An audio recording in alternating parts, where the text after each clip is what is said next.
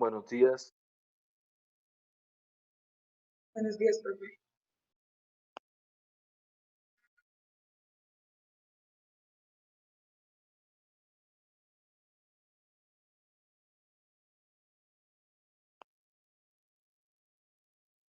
Listo. Más o menos ya han entrado como 20 personas. Eh, y ahorita les saco el pantallazo para ver los asistentes. Listo. Si me paro un momento en la presentación es que van entrando gente y los voy incluyendo, ¿ok? Entonces, en el día de hoy vamos a continuar con el estudio de las regiones del cuello y las diferentes estructuras que lo componen. Específicamente, hoy veremos lo que corresponde a la faringe. La faringe no es más que un hemicilindro músculo-facial que une a las cavidades oral, nasal en la cabeza con la laringe esófago en el cuello. La cavidad, la cavidad faríngea es una vía entonces que va a ser común para el aparato respiratorio y el digestivo. Además de eso, esta estructura va a estar unida por arriba con la base del cráneo y va a continuar hacia abajo hasta el nivel de la sexta vértebra cervical. Las paredes de la faringe se unen anteriormente con los vértices de la cavidad nasal, oral y la laringe. Entonces, pudiera dividirse de esta forma en naso, oro y laringofaringe. Y las aberturas entonces hacia atrás de las cavidades nasales se van a comunicar con la nasofaringe a través de las coanas.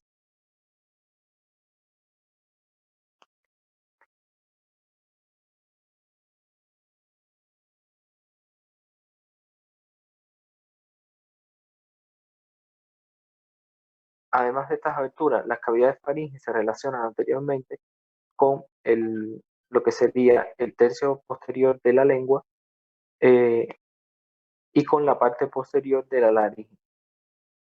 Además de eso, recordemos que las trompas auditivas se abren en las paredes laterales de la nasofaringe y además aquí vamos a encontrar otras estructuras como las amígdalas linguales, faringias y palatinas, que van a estar ubicadas aquí en esta zona de van a estar ubicadas en lo que serían las zonas de las paredes laterales de la faringe.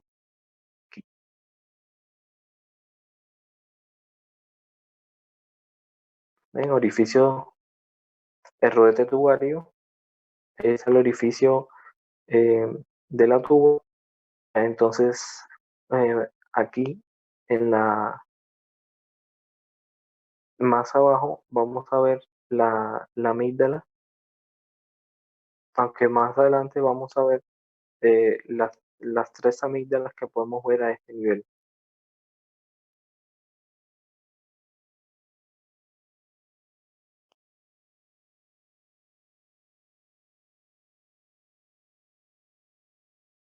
Además de esto, en cuanto a la estructura esquelética, digamos que los límites superior y anterior de la pared faríngea se van a insertar en hueso, cartílago y ligamento. Aquí sobre todo mencionarle que las dos caras de la pared de la pared faríngea están unidas posteriormente con la línea media por un ligamento, que sería entonces el rafe faríngeo.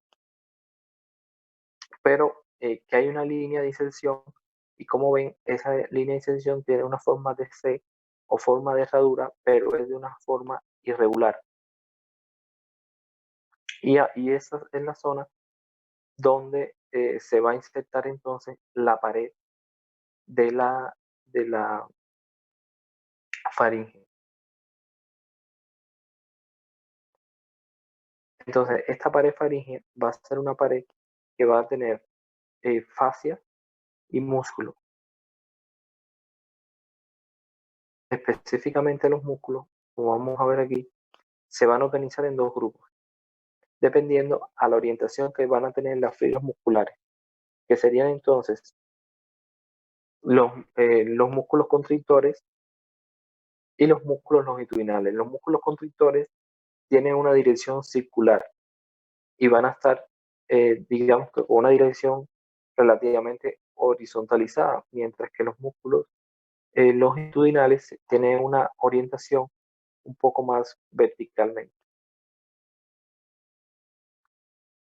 Entonces, en cuanto a los músculos constrictores, estos músculos constrictores van a ser básicamente tres.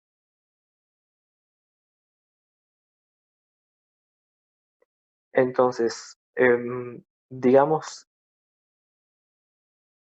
que los nombres que tienen estos músculos van a estar en relación con su posición, o sea que van a haber unos constrictores a ambos lados que serían superiores, medio e inferior. Y van a ver que estos músculos, fíjense que en la parte posterior se van a unir en una estructura en la línea media que va a ser el, el rafe faríngeo, pero anteriormente se van a unir a diferentes estructuras óseas o ligamentosas. Por ejemplo, el músculo, fíjense que todos se insertan en la porción posterior en lo que sería el rafe faríngeo. Sin embargo, la inserción anterior es variable. Por ejemplo, en el constrictor superior sería en el rafe pterigomandibular y hueso adyacente sobre la mandíbula de gancho del pterigoides. Mientras que para el constrictor medio, la inserción anterior sería entonces el borde superior del asta mayor de hueso hyoide y los bordes adyacentes del asta menor y el ligamento estiloideo. Sería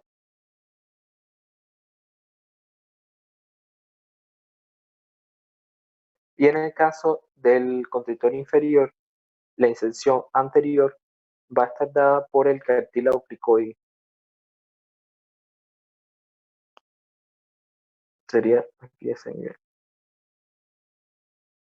O sea que todos tienen una misma inserción posterior, pero la inserción anterior es lo que les va a cambiar y va a ser estructuras óseas, ligamentosas y cartilaginosas. De forma general, todos estos nervios los tres músculos constrictores van a estar inervados por el vago o décimo par craneal. Y todos tienen también una misma función común. Como están orientados de manera circular, lo que tienen es entonces la función de la constricción de la faringe.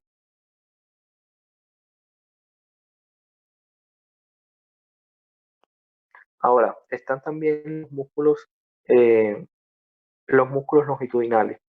Estos músculos longitudinales van a, eh, van a ser tres, que sería el estilo faríngeo, el salpingo faríngeo y el palato faríngeo. La inserción de todos ellos va a ser en la pared de la faringe. Entonces, ahora sí ellos van a tener, por ejemplo, diferentes orígenes. Por ejemplo, el estilo faríngeo, su origen está en la cara medial de la base de la apófisis estiloide, que sería aquí.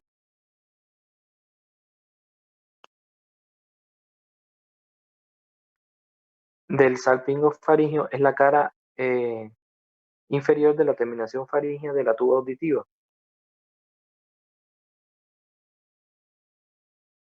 Que sería aproximadamente por acá. Y la superficie y el palato faríngeo sería la superficie superior de la aponeurosis palatina, que también tendría ahí una posición muy similar. Ahora, el salpingo y el palato faríngeo van a estar inervados por el nervio vago. Sin embargo, el estilo faríngeo va a estar inervado por el glosofaríngeo. Tanto el estilo como el salpingo faríngeo, la función fundamental que tienen es la elevación de la faringe. Sin embargo, el palato faríngeo, además de eso, produce el cierre del istmo de las fauces.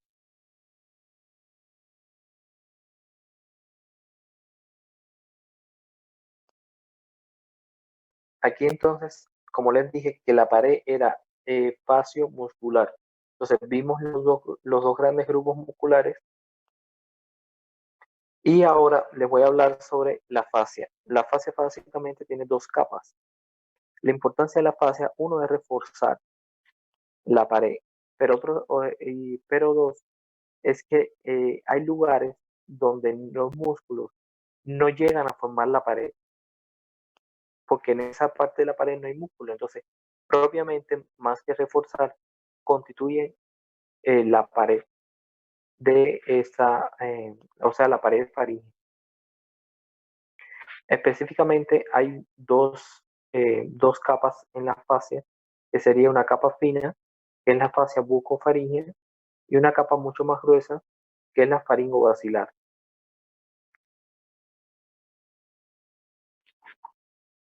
Ahora, en base a esto, o sea, a la división que tendría la faringe, dijimos entonces que se va a dividir primero en lo que es la nasofaringe, que sería esta posición, que entonces está en relación o posterior a la abertura de las coanas.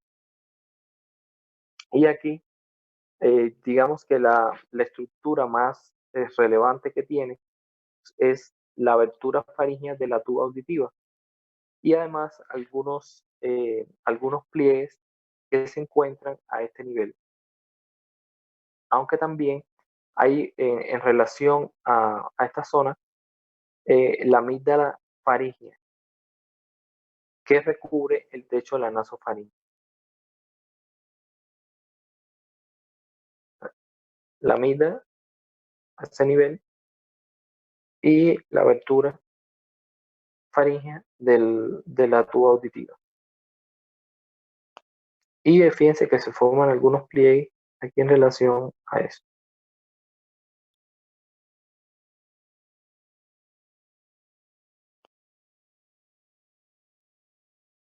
La otra estructura que tenemos a este nivel sería entonces la orofaringe,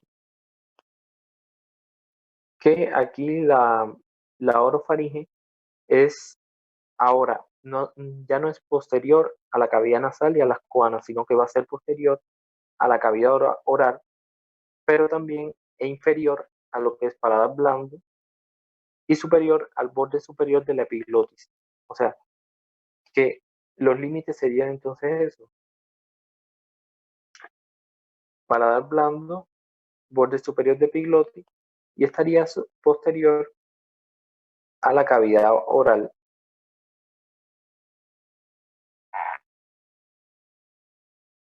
Y aquí podemos ver sobre todo eh, estructuras como son, por ejemplo, la amígdala palatina. Es de las estructuras que aquí, digamos que de las más evidentes. Además de eso están los arcos que se forman a este nivel.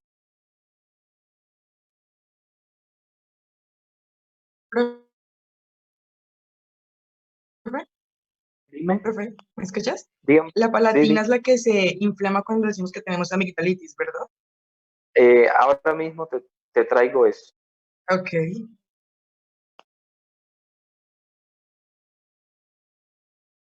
Y por último, ya tenemos la laringofaringe.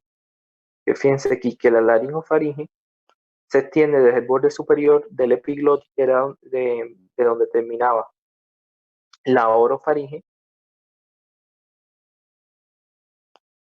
y termina entonces hacia abajo en la parte superior del esófago. Y eso va a estar aproximadamente a un nivel de la sexta vértebra cervical. ¿ves? Que sería toda esta zona que tendríamos en azul, en el borde superior del epilotis, allá hasta donde termina o donde ya comienza el esófago. Entonces, aquí la correlación clínica, bueno, aquí entonces ya les había comentado las tres amígdalas que se pueden observar a este nivel, que sería entonces la amígdala faríngea, la palatina, y recuerden, a ver si se puede ver aquí, la amígdala faríngea, digamos que está como resecada aquí, que fue la que vimos en la nasofaringe, las amígdalas palatinas, que son las que vemos habitualmente en, ahí cuando observamos al final de la cavidad oral, en lo que es orofaringe. Y recuerden también que existe en la lengua, aquí en la porción posterior, hay también tejido linfoide que constituye las amígdalas linguales. O sea, que cuando decimos amígdala, nos podemos referir a cualquiera de las tres, aunque habitualmente nos estamos refiriendo a la amígdala palatina. Pero recuerden que en toda esa zona hay tejido linfoide.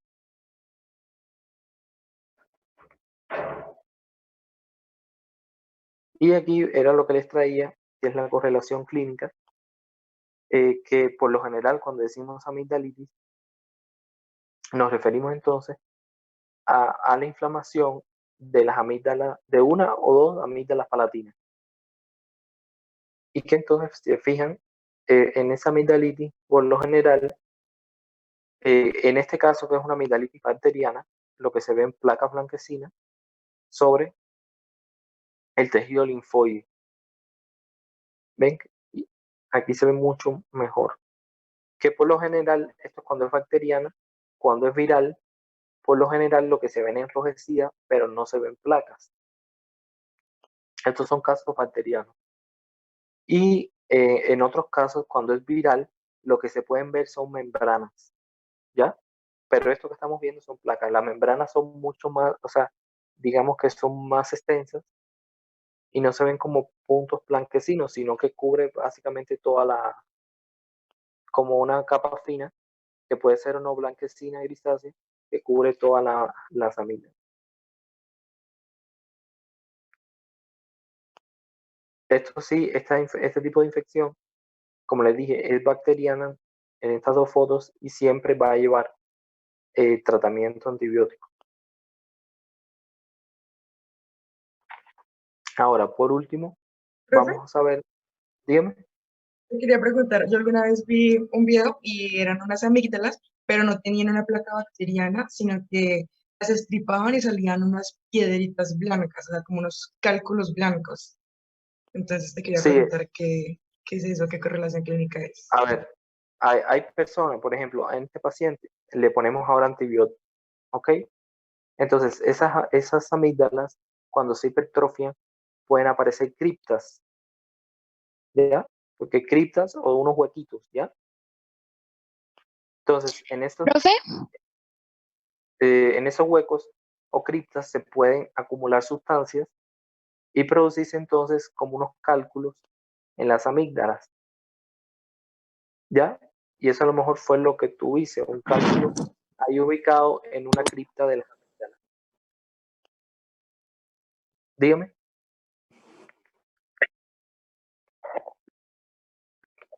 ¿esos cálculos son los que también se llaman tonsilolitos? Sí, puede ser. Ah, gracias. Gracias, profe.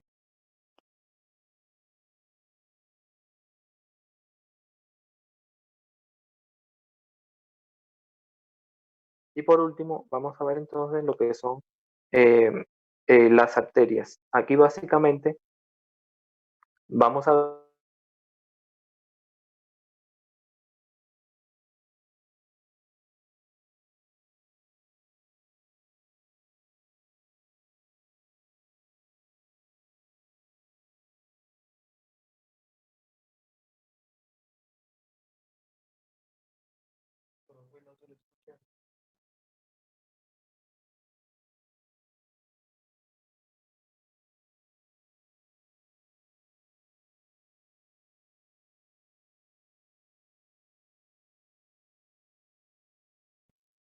¿Es el profesor el que está caído o soy yo, muchachos?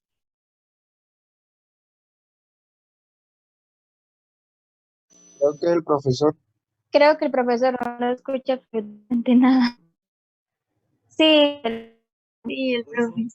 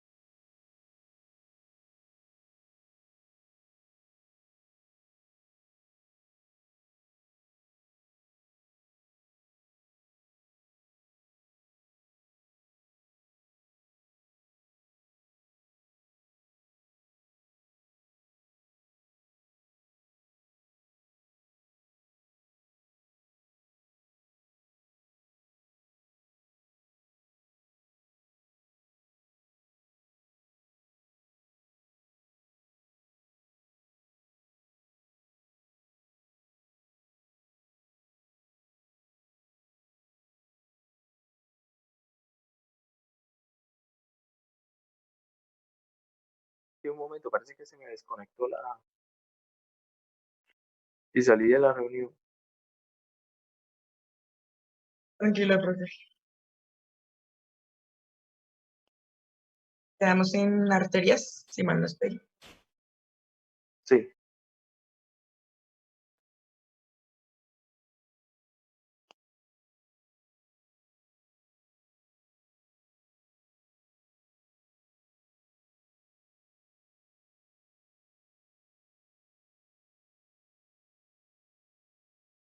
entonces ahí también hay que ver que a pesar de que la mayoría de las arterias son, por ejemplo, la faringe ascendente, la, la arteria facial, maxilar y lingual, además de eso, existen otras, digamos, contribuyentes, sobre todo que irrigan la parte inferior, como por ejemplo la tiroidea.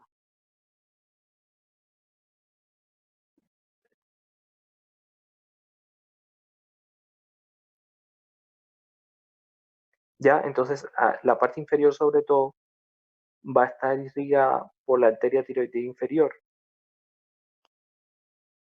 y también lo que sería la zona de la amígdala palatina va a estar irrigada por la rama tonsilar de la arteria facial. O sea que existen diferentes, como es una estructura que es muy extensa, sobre todo cefalocaudal, existen diferentes niveles, diferentes arterias que pueden dar irrigación a esta estructura. Ahora, en cuanto a lo que sería el, las venas aquí se va a formar un plexo que va a drenar superiormente al plexo pterigoideo en la fosa intratemporal. Y también esto se va a continuar con un drenaje hacia la vena facial y la yugular interna.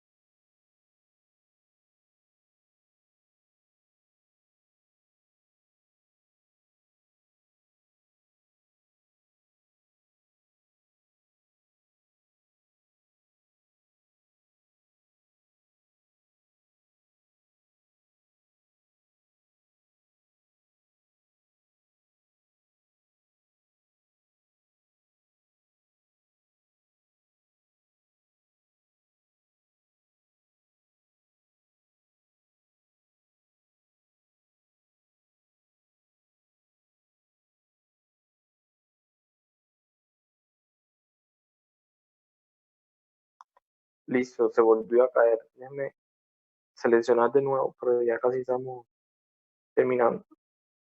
Voy a seguir por datos móviles porque parece que el internet se cae.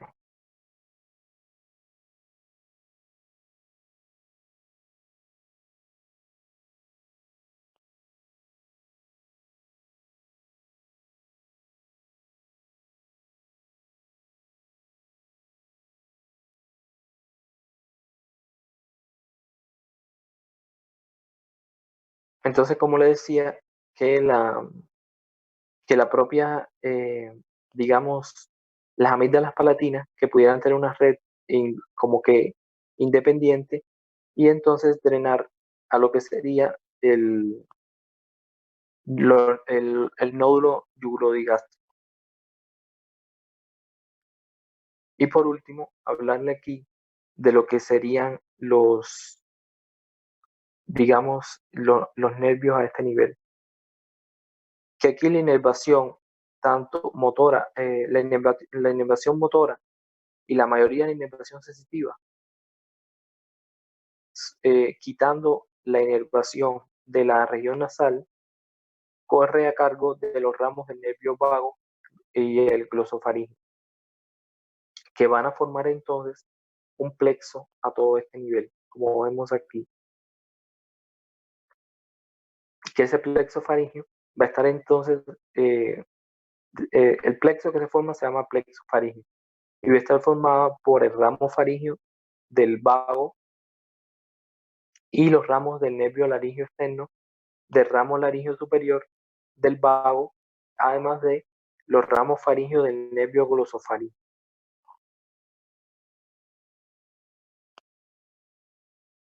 Ahora, en cuanto a lo que sería la inervación sensitiva,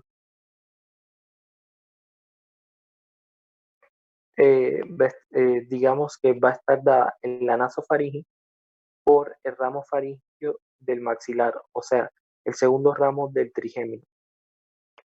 En la orofaringe estaría dada por lo que sería el glosofaríngeo a través de su plexo faríngeo y en la laringofaringe por el nervio vago a través del plexo faríngeo.